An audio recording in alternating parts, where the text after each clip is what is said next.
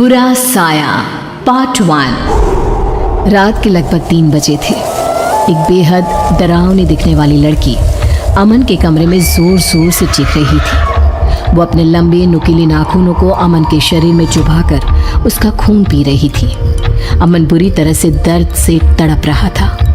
उस लड़की का चेहरा इतना खौफनाक था कि कुछ ही देर में दर्द और डर की वजह से अमन बेहोश हो गया।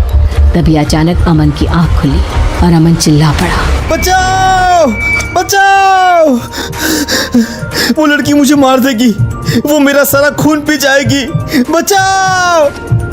ये सुनते ही अमन की माँ सुशीला जी दौड़ कर आती हैं। अमन, क्या हुआ बेटा? तुमने वो बुरा सपना फिर से देखा क्या? ठीक हो ना तुम? माँ वो लड़की अभी भी यहीं पर थी, ठीक मेरे पास, और उसने मेरे शरीर में, देखिए ना, मेरा सारा खून। बेटा तुम बिल्कुल ठीक हो। पता नहीं तुम्हें सपने ऐसे क्यों बार बार आते हैं। मैं पंडित जी से बात करती हूँ। मम्मी देखो, बाहर की एक यूनिवर्सिटी में मेरा एडमिशन हो गया है। उन्होंने मेरी एप्लीकेशन एक्सेप्ट कर ली है। लेकिन बेटा अचानक इस तरह, तुम तो कह रहे थे कि इस वक्त वहाँ पर सारे एडमिशन क्लोज हो चुके हैं।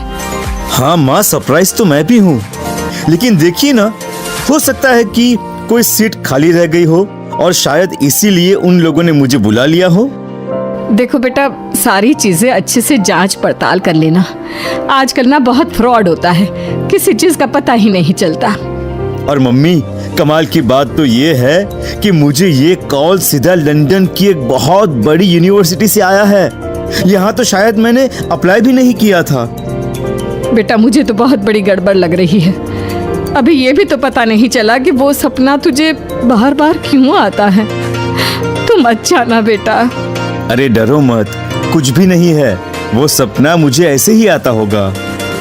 कुछ ही दिनों के बाद अमन सारी तैयारी के साथ लंदन के लिए निकल जाता है। लंदन पहुंचने के बाद तो जैसे अमन की जिंदगी बेहद खूबसूरत हो गई थी। वहां की लाइफ में जाकर अमन बहुत खुश था। जैसे ही वो अपने हॉस्टल के कमरे में पहुंचा, उसने अपने आप से कहा, हाँ, मम्मी पापा की फोटो यहाँ टेबल पर लगा देता हूँ, और ये मम्मी के हाथ के बने लड्डू, इनका तो क्या कहना। यहाँ विदेश में सब कुछ है, बस मम्मी के हाथ के खाने की बहुत याद आएगी। रात हो गई थी और अमन अपने बिस्तर पर जाकर सो गया। आधी रात के बाद अमन को किसी के गाना गाने की आवाज सुनाई दी।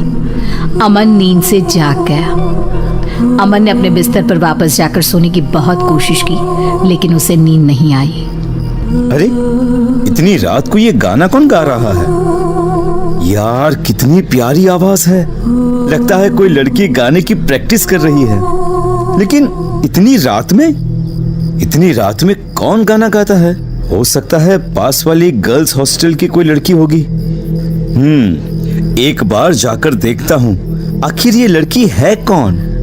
अमन अपने हॉस्टल के रूम से बाहर निकलकर दूर दूर तक ढूंढने की कोशिश करता है, लेकिन रात के अंधेरे में उसे वहां कोई नहीं मिलता और गाना गाने की आवाज भी अचानक से चली जाती है।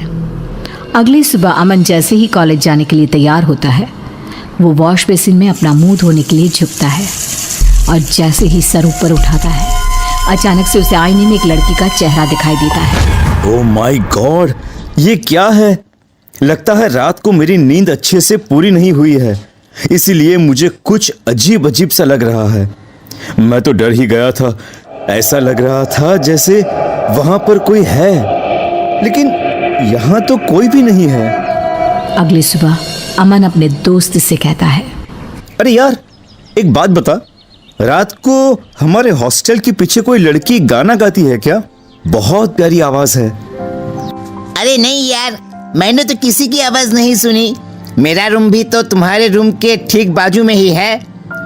अरे यार, रात को लगभग 12 बजे के बाद तू जल्दी सो गया होगा शायद।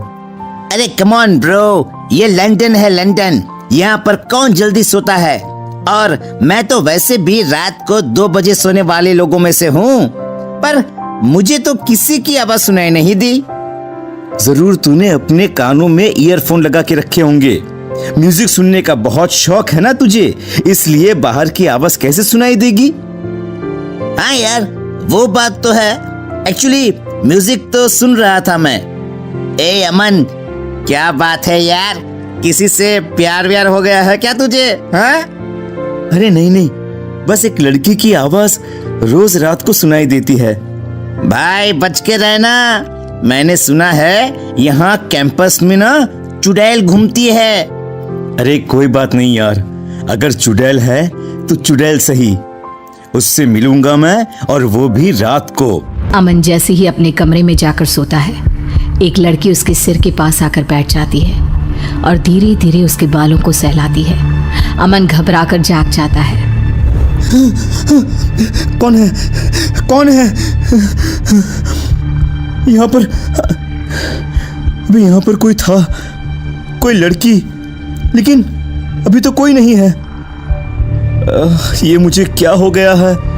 लगता है कुछ दिनों से मैं अपनी फैमिली को ज्यादा ही मिस कर रहा हूँ, या फिर उस लड़की के बारे में ज्यादा सोच रहा हूँ।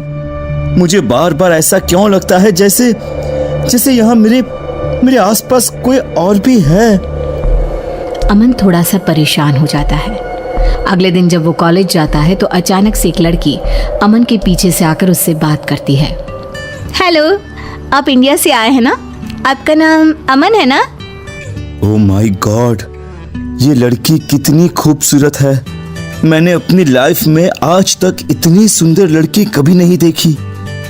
क्या हुआ? मैं आपसे बात कर रही हूँ, आपने मेरी बात का जवाब नहीं दिया। आप इंडिया से हैं ना? जी हाँ, अब ठीक पहचाना आपने, मैं इंडिया से ही हूँ। और आप कौन? मैं यहाँ पास वाले कॉलेज में म्यूजिक स्टूडेंट हूँ और मुझे गाना गाने का बहुत शौक है। तो क्या रात के वक्त कैंपस के बाहर आप ही गाना गाती हैं? हाँ, आपने सुना? एक्चुअली ना, मुझे रात की खामोशी में गाना गाना बहुत अच्छा लगता है। जी हाँ, और कितने दिनों से आपकी आवाज सुनकर आपको ढूंढने की कोशिश कर रहा था, लेकिन जैसे ही बाहर आता हूँ आप गायब हो जाती हैं। चलिए ठीक है, हम दोस्त बन जाते हैं, उसके बाद मैं कभी गायब नहीं होंगी। अमन और निमिषा की दोस्ती हो जाती है। और फिर एक दिन, निमिषा, कितने महीने हो गए हमें एक दूसरे के साथ। मैं तुम्हें कहना चाहता था कि तुम मुझे बहुत अच्छी लगती हो। I love you Nimisha. I love you too Aman, मैं भी तुमसे बहुत प्यार करने लगी हूँ। अच्छा सुनो, इसी खुशी में आज शाम को मैं तुम्हें अपनी फेवरेट जगह लेकर चलूंगी।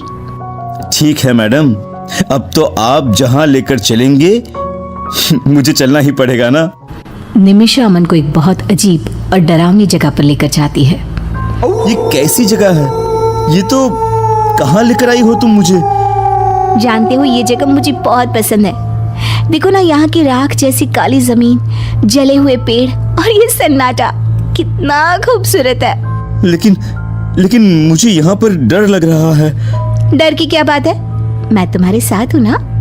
अच्छा सुनो, तुम्हें मेरा गाना पसंद है ना? मैं तुम्हें वो गाना सुनाती हूँ। निमिषा अचानक से अपना चेहरा दूसरी तरफ करके गाना गाना शुरू कर देती है। वाह, कितना अच्छा गाती हो यार तुम। I love your voice. गाते गाते अचानक से निशा की आवाज तेज हो जाती है और तेज होते होते उसकी आवाज एकदम डरावनी। ये देखकर अमन बुरी तरह से डर जाता है। निमिषा, क्या हुआ है? क्या हुआ है तुम्हें? ये क्या मजाक है कि तुम किस तरह से गाना गा रही हो? तुम ठीक तो हो ना निमिषा? चुप हो जाओ, अगर तुमने एक शब्द और कहा तो तुम्हारा खून पी जाऊंगी। चुप हो जाओ। निमिषा ने जैसे ही पलट कर देखा, अमन के होश उड़ गए। निमिषा डरावनी चुड़ैल का रूप ले चुकी थी। उसका चेहरा पूरी तरह से जला हुआ था, उसकी आंखों से खून टपक रहा था। उसके लंबे नुकीले दांत अमन का शिकार करने के लिए बेचैन हो रहे थे। कौन हो तुम? और क्या चाहती हो मुझसे? तुम्हारी मौत। तुम तो वही हो जिसे मैंने हॉस्टल के आईने में देखा था। तुम्हारे चेहरे को मैं पहले भी अपने सपने में देख चुका हूँ। इसमें कौन सी बड़ी बात है? तुम तो मेरा शिकार कब से ही बन गए थे मिस्टर अमन। और अब तुम्हें मुझसे कोई नहीं बचा सकता।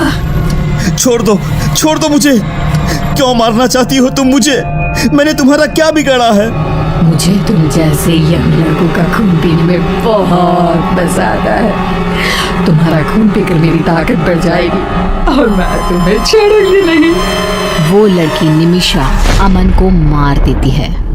अगले दिन शाम के वक्त इंडिया में अमन के घर एक फोन आता है। हेलो, कौन बोल रहा है? सुशीला जी, हमें आपको ये बताते हुए बहुत दुख हो रहा है कि आपका बेटा अमन अब इस दुनिया में नहीं रहा। कल रात को उसने हॉस्टल में सुसाइड कर लिया। आप क्या कह रहे हैं? मेरा बेटा तो मेरे घर पर है, कल ही तो लंदन से लौट कर आया है। ऐसे उल्टी सीधी बातें क्यों कर रहे हैं आप पागल लोग? इतना कहकर सुशीला जी फोन डिस्कनेक्ट कर देती है। सच क्या था? क्या जो घर पर था वो सच में अमन था या कोई और? क्या अमन मर चुका था? जानने के लिए देखिए इस कहानी का अगला भाग।